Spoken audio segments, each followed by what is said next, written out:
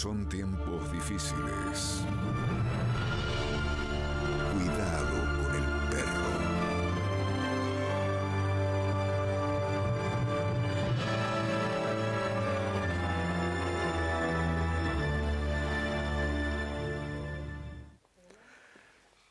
¿Qué tal? Buenas noches. El invitado de hoy es, bueno, un amigo entrañable, un artista plástico con mucho prestigio, muy reconocido en Mendoza.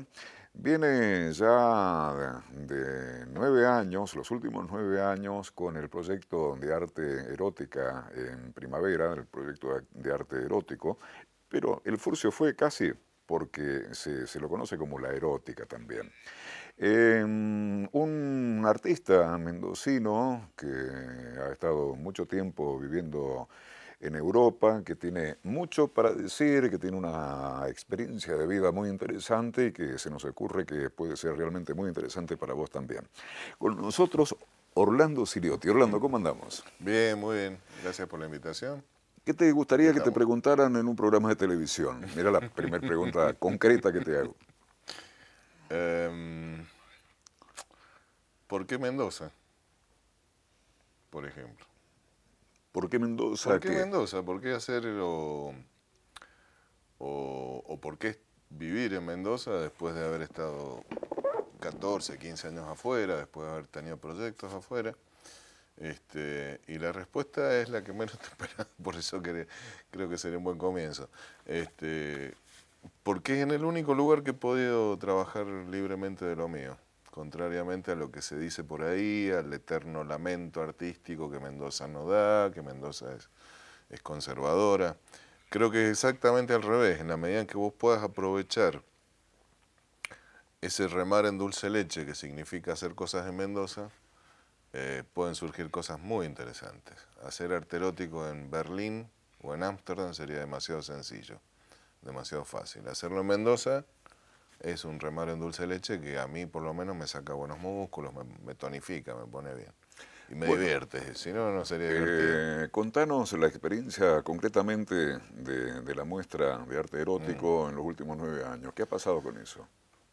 Bueno, empezó siendo una charla entre amigos, Alejandro Crimi, Francisco Bustos Arteaga, 3 o 4 que estábamos en una pileta con un vino, disfrutando de la siesta mendocina y la idea fue empezar, de hecho empezamos en Vendimia a hacerlo, y fue transformar la vendimia en algo más divertido, más entretenido de lo que habitualmente suele ser, ¿no? Más participativo también, bueno. Y de ahí surgió, se hizo como los primeros 4 años se hizo en mi estudio, muy reducido, pero con mucha gente, con mucho calor humano, con mucha participación de gente interesante. Y llegó el punto que creció tanto que dije, bueno, a buscar un lugar y creo que la nave es el lugar ideal, ¿no? Y ahí me encontré gente más que dispuesta a interpretar la idea, a encontrarle el qué es el arte erótico. ¿Y qué es? Y Fíjate lo que vas a sí, sí, contestar, sí, ¿eh? sí, sí, está bastante claro, por suerte. Un tiempo, mientras más veo, más claro me queda. Este, es arte erótico. No está cercano al porno, no es pacato, o sea, con toda la libertad que te da el arte para entrar en el erotismo, ¿no? Y esa relación que siempre ha estado muy cercana entre erotismo y arte. O sea, todo arte tiene una carga muy fuerte de erotismo. El modelado en barro, el recorrer a una modelo con los ojos. Hay muchos momentos eróticos dentro del arte, ¿no? Y no se acerca, por ejemplo, he visto festivales que se hacen en otros lugares, de hecho ahora en diciembre voy a uno que se hace en Chile, y no tiene nada que ver con la industria del porno, por ejemplo, que la mayoría de estos festivales, hay uno que se hace en Córdoba, ¿no? El más famoso tal vez y el más clásico sea el de Barcelona, vienen avalados o vienen como un producto comercial dentro de lo que es la industria del porno. Esto no tiene absolutamente nada que ver. Esto se basa en cómo un artista interpreta, siente, vive el erotismo y lo plasma en un trabajo. Puede ser una escultura, una instalación, un video. Y a veces pasa por cosas como materiales como la plastilina, por ejemplo. Algo con un candor increíble, y se plasman imágenes eróticas y se llega al erotismo a través de la plastilina. Pero la plastilina se usa en la salita de cuatro. Totalmente. Este año Laura Herzer, un trabajo hecho en plastilina, fue maravilloso. O bordados, o instalaciones, o cosas más explícitas a veces. Por eso te digo, creo que encontré un espacio sin pecado, o sea, no me parece, pero no existe en Latinoamérica, además por palabras dichas por gente que ha venido de Colombia, de Chile, de Buenos Aires. El año pasado vino un artista de Miami y me dice, mira, yo en Estados Unidos no he visto algo así. ¿Por qué? Porque existe el festival de arte, el festival erótico, de erotismo, digamos. Y bueno, y ese tipo de festivales tienden más hacia la industria del porno. Esto no tiene absolutamente nada que ver. De paso, en algún momento salí a buscar sponsor dentro de ese mundillo así que existe en Mendoza, ¿no? De sex shops, cines Sí, FX, juguetes. Ujú. juguetes, hoteles alojamientos. Y me asusté bastante, vi que era todo un mundo donde yo no me quiero meter. ¿Por qué? ¿Por qué no? Y empezaron ellos a investigar, a preguntarme quién era, qué hacía, por qué me quería meter en eso.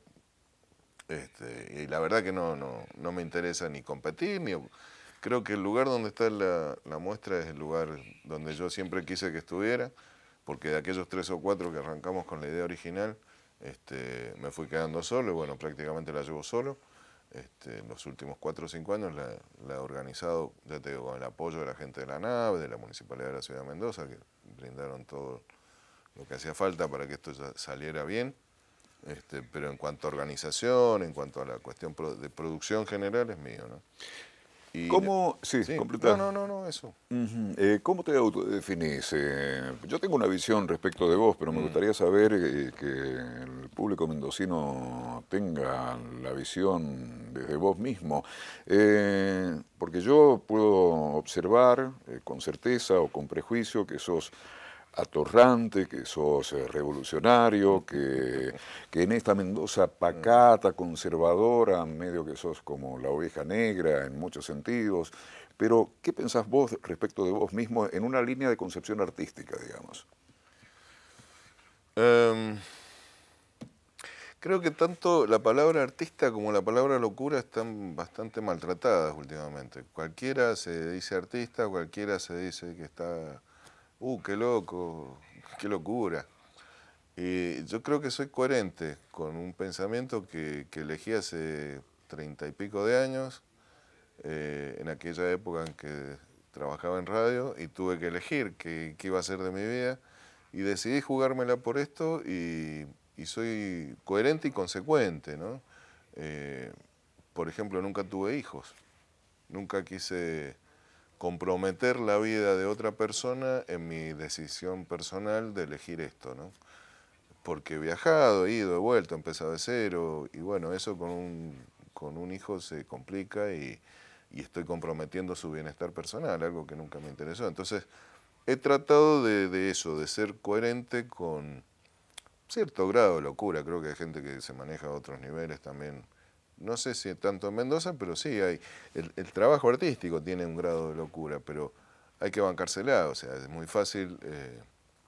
A ver, si uno trabaja en el gobierno o es empleado público y en las tardes pinta, bueno, es un empleado público que pinta. Yo hace muchos años entendí que esto es un sub y baja, es una inestabilidad permanente. Podés estar allá arriba y al otro día estás abajo y subís y bajas. Y esa inestabilidad es parte del ser artista, para mi gusto. Y es lo que te genera y te mueve y te lleva también a ser creativo en lo que haces. Te mantiene despierto, ¿no?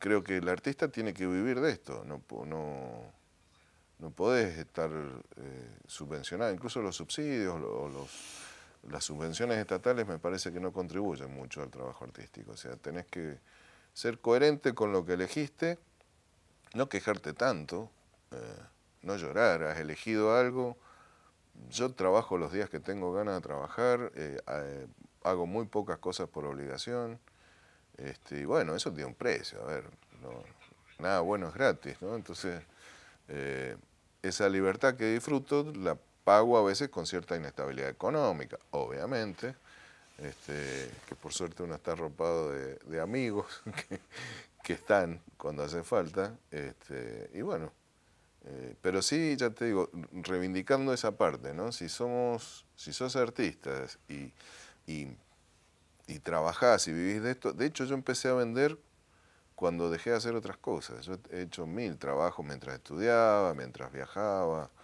Y bueno, donde empecé a vender y a trabajar pura y exclusivamente de lo mío, yo doy clases particulares únicamente, no doy clases en escuelas. Intenté hace muchos años en alguna institución, no me llevo muy bien con las instituciones.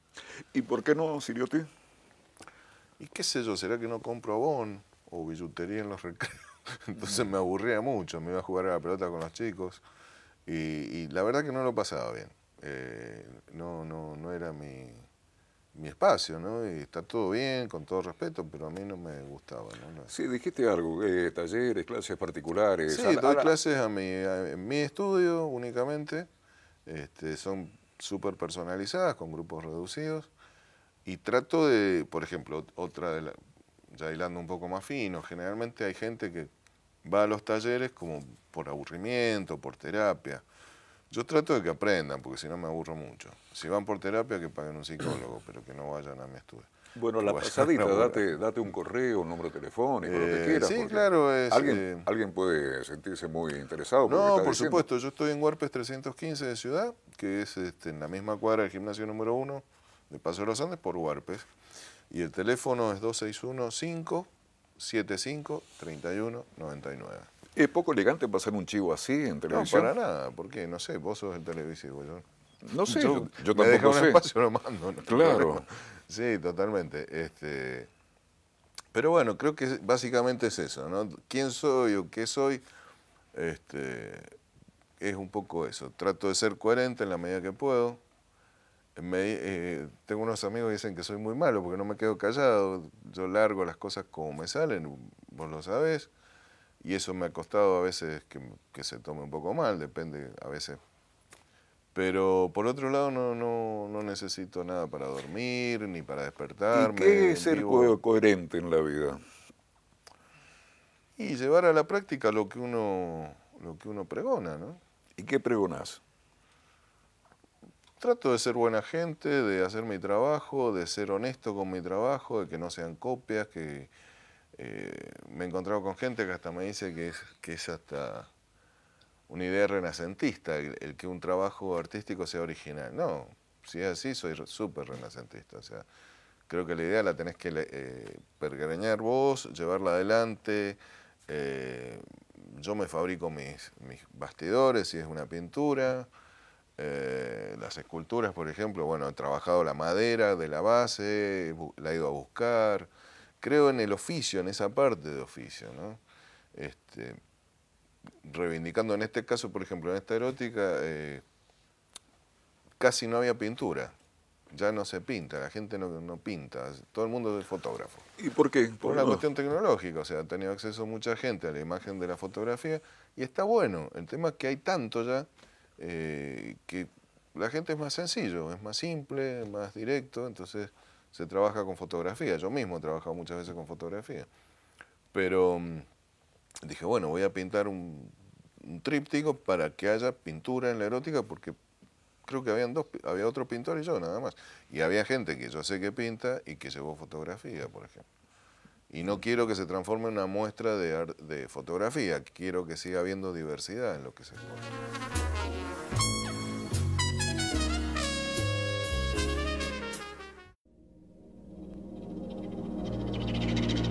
Cuidado con el perro.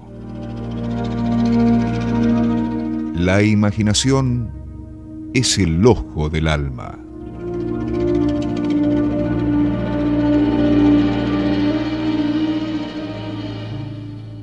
¿Cómo trabajaste las esculturitas? Esculturitas no en un sentido Sí, peyorativo, sino porque son pues chicas. son chicas, sí. Eso es resina, es escultura directa y es resina vinílica con una pasta que se prepara. Y vas trabajando sin molde, son todas distintas, son todas piezas originales. Y bueno, esta tal vez sea la más comercial, con una reminiscencia más tanguera, ¿viste? A veces por ese lado. Pero ¿Y la otra? Y la otra es un señor gordo, porque siempre hice flacos, y como que empecé trabajando con flacos, por ejemplo, y a partir de imágenes de la danza, ¿no? Este, he estado muy cercano al tema de la danza toda mi vida. Y bueno, siempre eran flacos danzantes, o se me ocurría bailarines callejeros, o aéreos. Y dije, a ver qué pasa con los gordos, y me gustaron los gorditos, tienen su gracia, ¿no? Y de algún modo es reivindicar también otras, salir un poco de los cánones clásicos Contaros un de poco de tu imagen. experiencia fuera del país. Tuviste Mm, como 8 años en España, 1 año y medio en Alemania, 1 año y medio mm. en México. Viniste, Sí, en volviste a total México, a son casi Cuba. 15 años, sí, sí. Y, a ver, em, no es muy sencillo ser, por aquello que hablábamos recién, ¿no? De lo de remar en dulce leche y todo eso. em, no es muy simple, no es algo sencillo. Entonces, cuando estudias y ves la posibilidad, en realidad la primera vez que me fui tenía 17 años, necesité autorización paterna para Claro, salir del país. ya eras loco a Sí, esa edad. no, me quería ir de chiquito. La primera vez que salí a dedo tenía 11 años, por ejemplo. Pará, ¿y por qué te quisiste ir? Porque había que ver, o sea, hay un mundo ahí dando vueltas y te está esperando, o sea, hay que salir y ver y elegir dónde vivís. Y si te encontrás algo que te gusta más que acá, pero te lo perdés porque no lo conoces o porque no has estado, o sea, yo creo que cuando tenés la energía y las posibilidades mínimas, ¿eh? Nunca me manejé, qué sé yo, en esa época se podía hacer dedo, me manejaba dedo o con viajes financiados que los pagaba por mes. Nunca me sobró el dinero, vos me conocés de siempre, entonces vengo de una familia clase media ahí, con lo justo. Yo mientras estudiaba tenía que trabajar, o sea, bueno. Y ya cuando terminé la secundaria dije, bueno, vamos a ver qué hay. Y me fui a la España del Destape, me fui a Ibiza, me fui a ver todo eso. Había algo efervescente ahí en una etapa de transición muy piola, muy interesante, que después la vivimos acá en la etapa de Alfonsín, ¿no? Yo digo que las etapas de transición son las más interesantes, porque está toda la efervescencia, todas las ganas de hacer algo, y todavía no te terminas de desilusionar. Entonces, como que todo el mundo quiere y se generan un montón de cosas. Y yo viví la de España y después viví la de Alfonsín acá. Y bueno, era ver, era conocer gente, otras culturas, era eh, otras comidas, ver todo lo que me habían contado por las diapositivas o los libros en la universidad, verlo en vivo, claro. Si tenía la posibilidad de hacerlo, lo iba a hacer, lo tenía que ver. Sí, pregunta esquemática. ¿Europa está vieja o no? Sí, un gran amigo, el Rodolfo Castañol, una vez me dijo que se había venido a Grecia porque se aburría. Y yo digo, este está en pedo, o sea, ¿cómo se va a aburrir en Grecia? Sí, te aburrís, Por- terminás A aburriéndote. ver, contame. Te aburrís y por ejemplo, los códigos del humor son diferentes en cualquier lugar que vayas, son muy de cada país. Los códigos del amor también son distintos, son muy diferentes, en cualquier país, ¿eh? Te digo, por ejemplo, hasta con México hay códigos muy diferentes. Este, entonces eso te cansa, te termina aburriendo.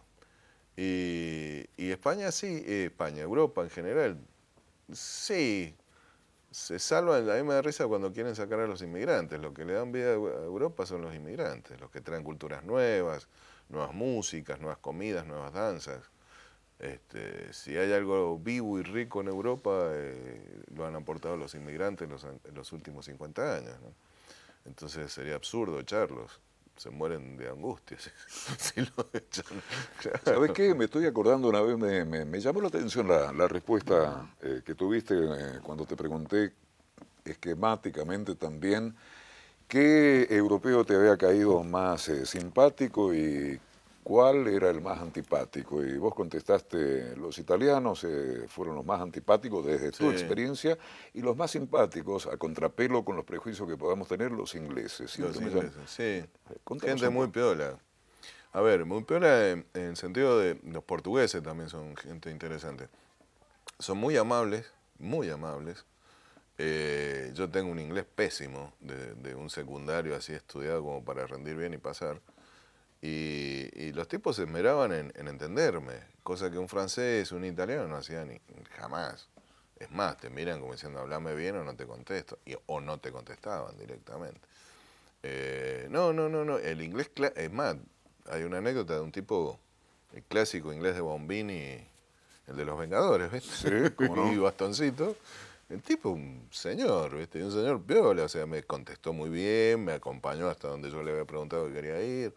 No, un nivel de amabilidad que yo me quedé. Y después lo que tienen es que juegan con ventaja en cuanto a lo cultural. O sea, toda la cultura del siglo XX, la cuna es Londres, que fue lo que yo conocí, no conocí mucho más de eso, ¿no? Pero vos ves ahí el origen de los pubs, el origen de las casas de ropa, el origen de los mercadillos callejeros con todas esas maravillas que podés llegar a comprar y encontrar ahí, el origen de los bares con música.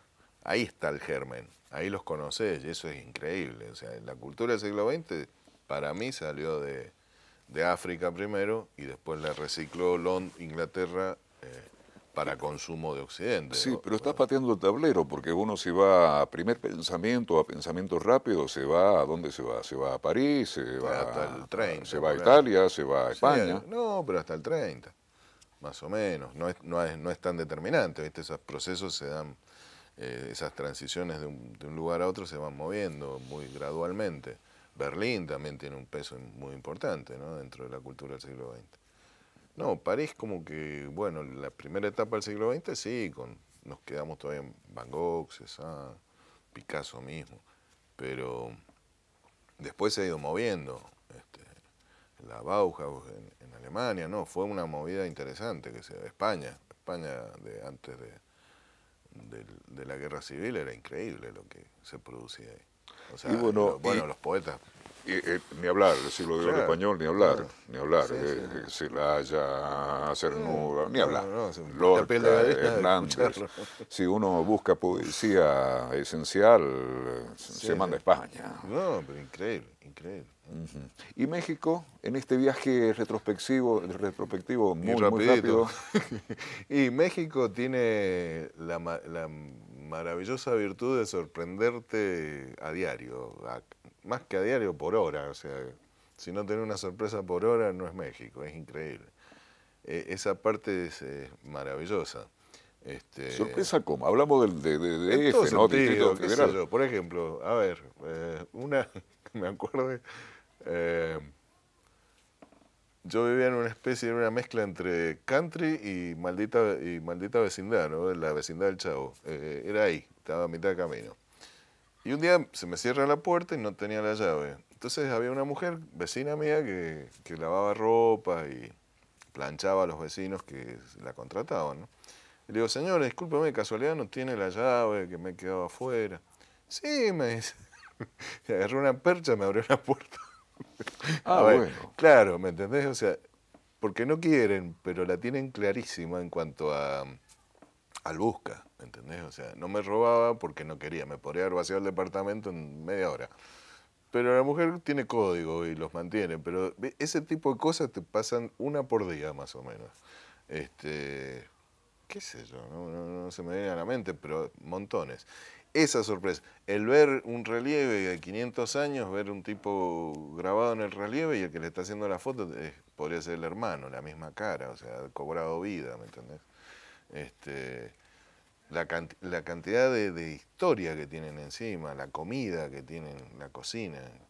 No, es un pueblo de pintores. Por ejemplo, un edificio que la caja del ascensor es la base. Después hace así y sube y son 14 pisos con una base mínima en una zona ultrasísmica. ¿Sí? O balcones al revés. Te hacen un edificio con balcones que van saliendo hacia arriba. En lugar de la escalera clásica, la hacen al revés. No, les gusta jugar, son divertidos. Son jugar con sus propias desgracias, si se quiere, ¿no? Bueno, Cantinflas. Tal vez sea una... Bueno, y una la ciudad más Bochao, poblada, está en el podio de la ciudad, del Sí. Distrito Federal más poblada del mundo, de una ciudad muy violenta, pregunta muy obvia. Yo no tuve un solo problema.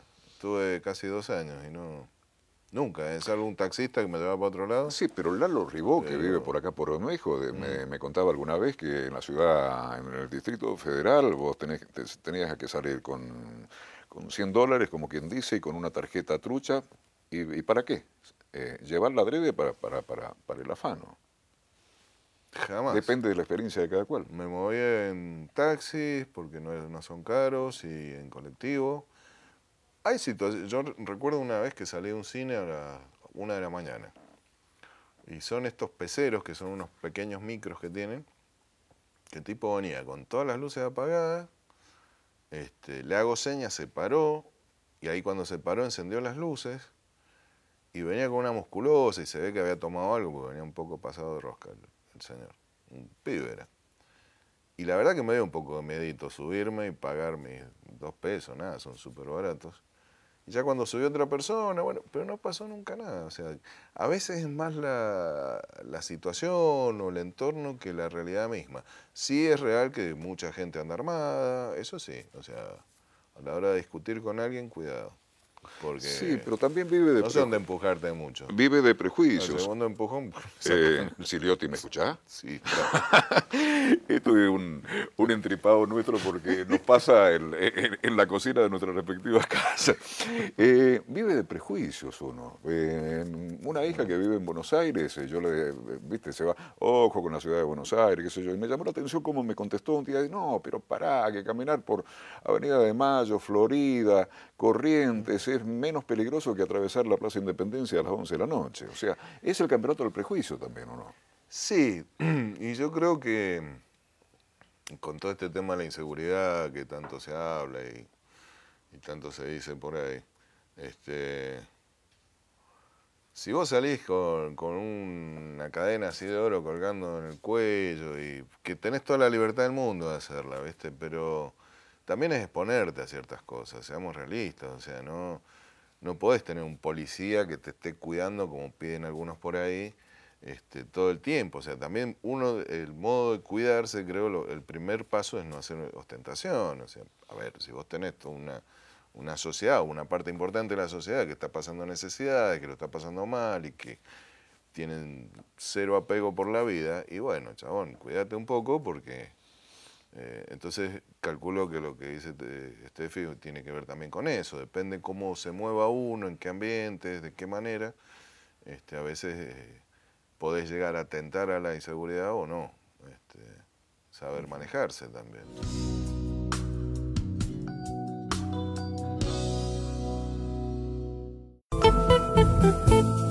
Clásicos.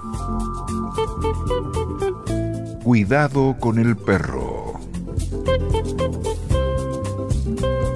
Juntos. En el medio de la noche. Sigamos con el repasito de tu historia fuera de Mendoza. Cuba, ¿qué experiencia cultural, genial. humana? Me faltaron huevos para quedarme a vivir en Cuba. Ajá. ¿Y cómo es eso? O sea, a ver, la gente es increíblemente bella, en todo sentido la gente es súper humana. Creo que si algo bueno hizo la revolución, lo pudo hacer porque la materia prima era excelente. O sea, son gente muy capaz. Te cuento una cortita. Yo me fui en enero, que había un festival y tal, y encontré un taller de gráfica y de grabado, y me pregunté si podía trabajar. Me dijeron, sí, claro, cero problema, con todas las carencias que tenían ellos en ese momento. Ellos estaban en el año 90, creo que fue uno de los peores momentos del proceso cubano, porque acababa de caer la Unión Soviética, bueno, estaba difícil, no sabían muy bien qué iba a pasar de su vida. Y cero problema, me abrieron el taller y estuve trabajando con ellos 15 días. Y un día llego y estaban todos echados así como estamos ahora, 10 de la mañana, fumándose un habano, relajados. Y esa cabecita medio occidental que dice, ¿qué pasa? ¿No se trabaja hoy? Y entonces me dicen, vení, te vamos a explicar una cosa. Aquí en Cuba, cuando vos decís que el lunes vas a ir al banco, bueno, dice, vas al banco, volvés y ya está. El resto del día lo tenés para vos. Claro. Nosotros ya hicimos lo que vamos a hacer hoy. Y ahora estamos disfrutando con amigos. Me dicen, vení, sentate, fumate un habano, relajate.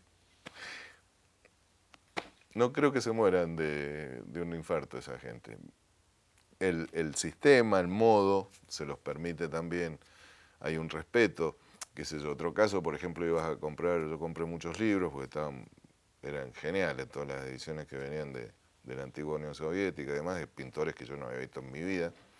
Y había una señorita que te hacía la boleta, otra que te envolvía el libro y otra que te cobraba.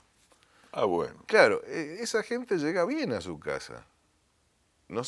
A ver, ubiquémonos. ¿Quiénes son los equivocados? ¿Ellos o la pobre piba que está en un supermercado aquí y llega absolutamente desquiciada de haber hecho el trabajo de 3 personas? ¿No? Ah, no sé, vos preguntás. Yo me quedo con poder llegar a tu casa siendo vos todavía, no estar quemado, de estar todo un día soportando la locura de la gente, haciendo el trabajo de 2 o 3 personas. Si el progreso es ese, yo prefiero el otro sistema toda la vida. Creo que es mucho más cercano al humano, a la capacidad que tenemos de dar, ¿no? Llenarse, saturarse de trabajo y no darse tiempo para uno, para estar con tu gente, con tus hijos, con tus perros, con tu casa. ¿Cuánta gente hay que trabaja 15 horas por día para poder tener una casa que no está nunca? Sí, pero eso lo decís fácil porque ¿Para vos qué? sos artista, según lo que decías al principio, No, bueno, y pero manejás tu tiempo y estás No, relajadito. pero bueno, yo Pero también pagás la factura de bancarte ando en eso. un auto que tiene casi 20 años, tengo una casa que es bastante antigua y que no es mía. Se puede vivir de otra manera, o sea, creo que tranquilamente se puede hacer. En ese sentido es lo que te digo. Y por otro lado, a la hora de trabajar en lo mío, los cubanos en ese sentido yo sentía como que estábamos yendo, ellos habían ido y habían vuelto ya, en cuanto a temas que manejaban con absoluta libertad. Por ejemplo, yo estuve en el año 90 y ellos hablaban del muro de Berlín y hacían instalaciones con televisores que ponían un muro de agua, o sea, y criticaban al gobierno, cero problema. Otro artista había presentado las cartillas de trabajo, donde era como una crítica de decir, bueno, yo no puedo pintar porque tengo que trabajar en esto, en los trabajos sociales, ¿no? Y cero problema. Informados, estaban mucho más informados que en España, por ejemplo. Yo en ese momento vivía en España. Bueno, esta vueltita por el mundo para volver al pueblo chico, como el poema de Armando Tejada Gómez, o a nuestra querida y particular, amada, odiada, con tantas caras que es Mendoza, ¿no? ¿Cuál es tu visión? Porque paseamos por Londres, París, España, Alemania, Italia, México, Cuba, y alguna otra vueltita por ahí. Te pregunto adrede porque te conozco y te estoy provocando porque sos políticamente incorrecto y me No, me interesa. estoy portando bien. No, me interesa tu enfoque provocador y tu visión políticamente incorrecta del arte y de la vida. Y más en un programa de televisión me parece interesante me prejuzgo que puede ser interesante para quien está con nosotros en este momento a esta hora. ¿Cuál es tu visión del arte mendocino, de los códigos? Cerrémoslo en el arte primero y también abrirlo después, me gustaría, a este modo de ser de los mendocinos. Y es una mezcla. Mira, hoy leía en un diario un titular que dice, ¿te podés vestir como en Barcelona y en París? Como en París y en Roma. Y si vos agarrás un diario de 1890, decía lo mismo. O sea, mientras sigas con esa cabecita así, pensando que las cosas interesantes y las cosas piolas pasan allá, te vas a perder un montón de cosas acá, o sigas admirando cabeza de cipallo, así, clarito, esa es la palabra, ¿no? Bien, y eso en un titular de un diario, de Mendoza, hoy lo leí. Entonces, bueno, de entrada tenés que quitarte ese prejuicio de que todo lo bueno pasa allá y todo lo malo pasa acá. Ni tanto ni tampoco, o sea, hay de todo. Pero para saberlo, yo tal vez con un poco de inocencia, creo que tenés que ir y verlo. Hay gente que lo ve y sigue con la cabeza pensando que aquello es maravilloso. Hay de todo, hay cosas muy buenas y cosas que no son tanto. Y en cuanto a lo artístico, creo... Una vez hay un documental de la BBC, creo que se llama Los Impresionistas, que es muy recomendable. Y escuchaba los diálogos de esto que, bueno, estaba Cézanne, Gauguin, eran toda una banda, Toulouse estaba también, creo. Era toda una banda que vivía en París a fines del siglo XIX, ¿no? Los diálogos de esa gente, que están sacados de sus cartas, de documentos históricos, reales, yo me reía porque eran los mismos diálogos que había tenido con mi gente acá, y estoy seguro que en Eslovenia también se hizo lo mismo. Por ahí es estar en el lugar indicado, en el momento indicado, nada más. Pero si vos confías en tu laburo y sos coherente y consecuente con lo que haces, yo creo que, de hecho, yo ya te digo, siento que acá he podido vivir de lo mío mejor que en otros lugares, ¿no? Y no confundirse, o sea, no creerse, volvemos al cabeza europea. La otra vez puse por ahí que vanguardia no es vestirse como Andy Warhol y hablar con una papa en la boca, ¿viste? O sea, vanguardia es mucho más que eso. Hay tipos que con el tiempo realmente te empezás a dar cuenta que a lo mejor hiciste algo hace 30 años eso, y fue de vanguardia para su momento. En el momento ni te das cuenta, lo haces por divertirte. Yo creo que, sin encasillarme en la erótica, porque que quede claro que hago otro tipo de pintura, también otras cosas, que mi vida no pasa solo por el arte erótico, pero creo que plantear hace 9 o 10 años en Mendoza una muestra de arte erótico tiene un signo de vanguardia. Pero estás hablando bien. Yo pensé que iba a hablar más ¿De qué? de No, es Mendoza, que del le he tomado arte. la vuelta, le encontré la vuelta Ajá. a la resistencia. Durante años uno putea y dice, no, ¿por qué Mendoza? No puedo, no me deja. Pero cuando le encontrás la vuelta a eso, lo volvés algo positivo, ¿sí? Sí, está bien, pero es una visión individual finalmente. Y Puede ser. es respetable en ese sentido, pero yo te estaba toreando, ¿no? En otro sentido y prejuzgando que ibas a contestar según cómo yo pensaba que ibas a contestar. Mira que... No, pero es que Pero es, yo reniego de Mendoza y mucho, o sea, presuntos valores artísticos que no lo son tanto y que se legitiman. Me acuerdo de un amigo tuyo que está en Barcelona, Alejandro Crimi, Sí, maestro. el maestro y Sí. un intelectual de fuste y de respeto. Se legitiman personajes, se legitiman personajes de los medios. Esto sí que es políticamente incorrecto, me parece, pero me parece un tema interesante para tratar. No, este es bueno o es popular. Y tenés que superar esos malos tragos, porque no dejan de ser malos tragos. Así, este pelotudo, ¿qué hace ahí en el diario, por ejemplo? Si ha hecho 2 cosas y las ha hecho mal, ¿no? Y vos venís con una trayectoria, con un trabajo... Pero se supera cuando te das cuenta que son lucecitas efímeras, o no, a lo mejor hacen toda una trayectoria en base a eso. Pero bueno, qué sé yo, se supo vender, supo estar en el momento indicado, en el lugar indicado, nada más. Tal vez a mí lo que me está dando otra visión es el que a mí me va bien con arte erótico. Si yo siguiera que no va nadie, qué sé yo, llega un punto que te harta, decir, bueno, está bien. Entonces sí, cuadra esa parte de decir, no, porque Mendoza no da para estas cosas. Sigue no dando, que es un diario que hizo la foto en la cafetería, en los Andes. Bueno, fue a la muestra de arte erótico y la foto la hizo afuera. Nunca entendí por qué, gracias por la nota, pero adentro hay un montón de obras de gente muy grosa a nivel mundial. No estamos Qué hablando desagradecido, te hicieron una nota. ¿Te das cuenta? Claro. Pero le hicieron gente tomando café, salía muy extraño. Decir, bueno, yo calculo que tiene que ver con esa parte pacata, o sea, hay una parte muy... Bueno, pero ahí quería llevarte. Adredemente, si existe la palabra, a lo conservador, a lo pacato, porque en esto hablamos de los que generan, en este caso, cultura artística, y también hablamos del público. Tenés tisú, pañuelito, y te quedás solo más de una vez, sí, claro. Ajá. Suena pedante como estamos planteándolo. No, te quedás solo. Pero yo lo estoy tirando a la mesa. Querés más pedante la soledad de las alturas, y no me importa un carajo decirlo. Cuando vos tenés otra visión, tenés que pagar un precio por eso. Ojo, no sé si es mejor o peor, es distinto. No me voy a poner por encima de nada ni de nadie. Pero sí es distinto, y eso se paga. Esa libertad diaria, ese modo de vivir, eso que vos me decías recién, tiene un precio. Bueno, yo ya entendí que es el tema de la soledad, o sea, no... soledad arropado con un grupo de gente, siempre hay gente cercana. Pero el que puso toda la ficha en esto termina siendo vos. Sí, de todo O sea, modo. esa gente cercana, perdóname, cierro. para interrumpir. Esa Estamos gente de- cercana también tiene sus hijos, su familia, y a la hora de elegir es absolutamente lógico que elijan eso, ¿sí? Entonces, bueno, ahí es donde te aparece, bueno, ¿y vos con quién, cómo y dónde?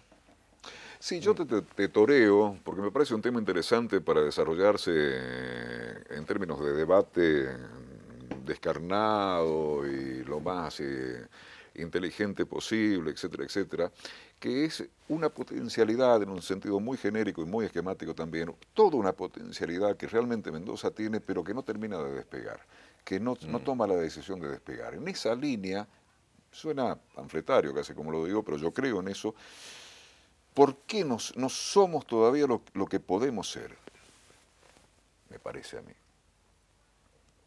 Y tal vez tenga que ver con falta de roce, con creérnosla más, con no pensar en lo que te decía recién, que las grandes cosas pasan en Barcelona, en París y en Roma. ¿Viste? Acá también pueden pasar grandes cosas y mucho más valorables en la medida en que sean originales y no sean copia de lo que está pasando por allá. No sé con qué tiene que ver. Por ahí con lo del montañés, con lo hermético, lo cerrado, Deja de lo joder, poco eso es un abierto. pretexto que hemos Sí, vos decís. inventado, me parece. No sé. A ver, tenés 30 segundos para encontrar la respuesta, porque Mabel está haciendo la seña clásica. No, pero es que ni sé si quiero, o sea... Ah, está más- bueno, ese está bueno, No, sí. claro, digo, encontrarle la vuelta. Como que he encontrado un espacio que estoy a gusto acá. Bueno, también ando con ciertas limitaciones físicas que me impide seguir viajando, y yo creo que seguiría de todas maneras, pero también cansa el empezar de cero cada vez que llegas a un país. Siempre cuento lo de los lavarropas. Yo he tenido 16 lavarropas, que es cada vez que empezaba a hacer un lugar, lo primero que compraba un lavarropa, porque es básico. Claro. Lo demás se puede vivir sin el lavarropa, no. Y ya no sé si quiero 17 o 18 y seguir empezando de cero, porque es todo un tema, es un desgaste de energía y emocional muy fuerte, ¿no? Pero creo que se puede revertir desde lo personal lo de Mendoza. Que transformar lo malo en algo positivo y en algo interesante y encontrar tu espacio. Bueno, con eso me quedo y me parece realmente interesante y lo vamos a retomar este tema. Cuando quieras. Bueno, Orlando, un gustazo. Te quedó un poquito para Quedó un brindar. poquito, por favor. Muy rico. En todo caso, disimula. Salud. Un gusto tenerte. No, realmente, por favor. Un gusto. Un placer estar acá. Bueno, Orlando Siriotti esta noche pasó, a mí me pasó el tiempo así y espero que a vos también. Que la pasé muy bien. Salud. Salud.